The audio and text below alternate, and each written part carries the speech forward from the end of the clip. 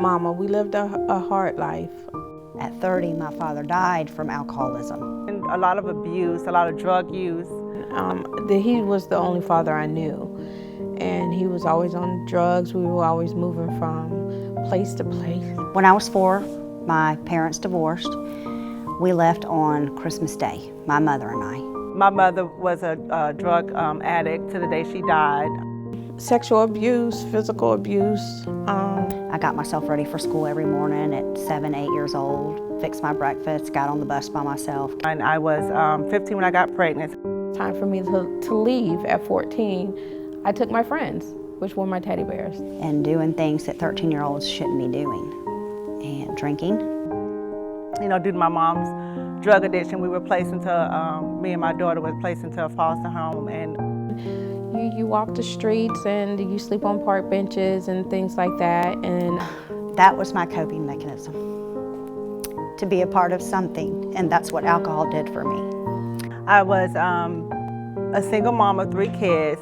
I was living in public housing. And now I'm 14, pregnant, awarded a state because I was in a foster home for a little bit.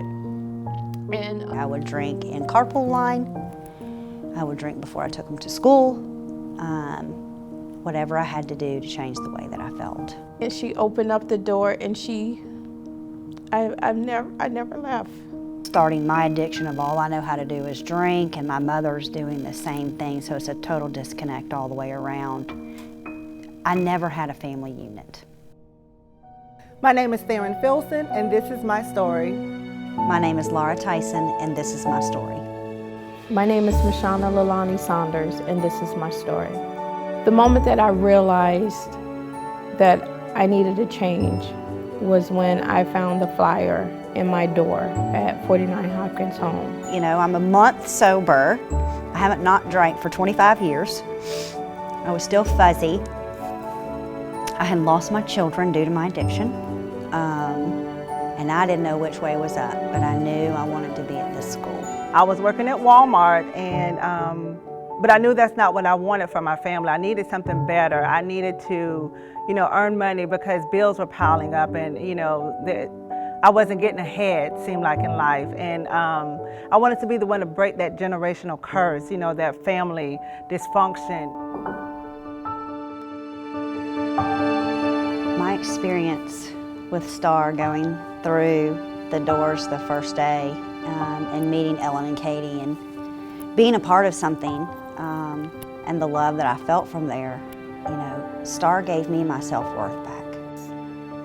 Katie and Ellen and Wally and Rodney, I call him Stud Muffin, were awesome.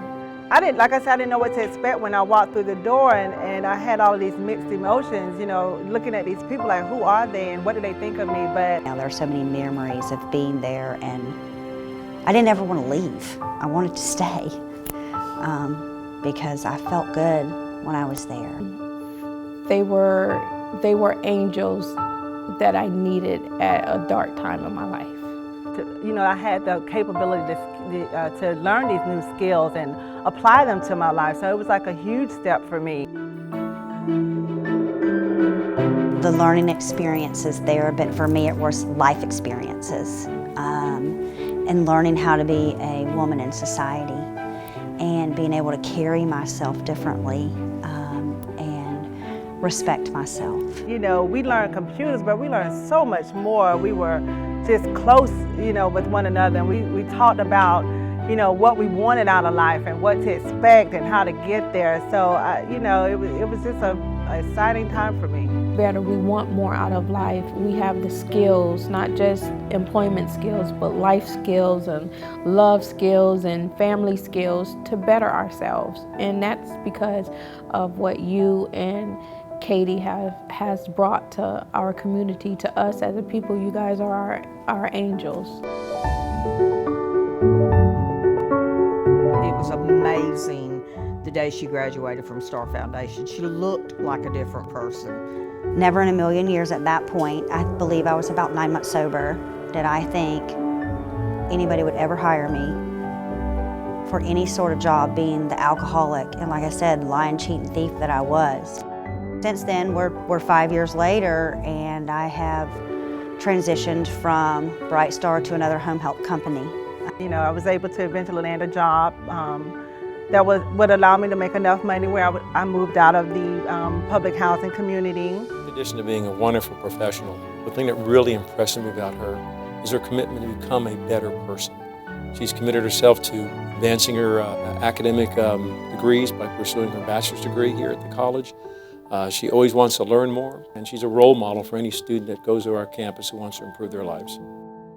I'm in school now. I'm going to college now to get my associate degree in business administration. I also have a diploma in medical billing, and I plan to use my skills one day to start my own business. I'm very excited about my future. She's now able to go out and succeed in everything that she does.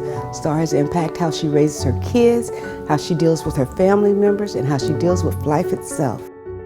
There are many women and men like me who felt like they could not accomplish anything and had no self-worth. Going through that door of STAR Foundation changed my life. I would encourage any of you to please support the foundation so that you can be a part of changing someone else's life.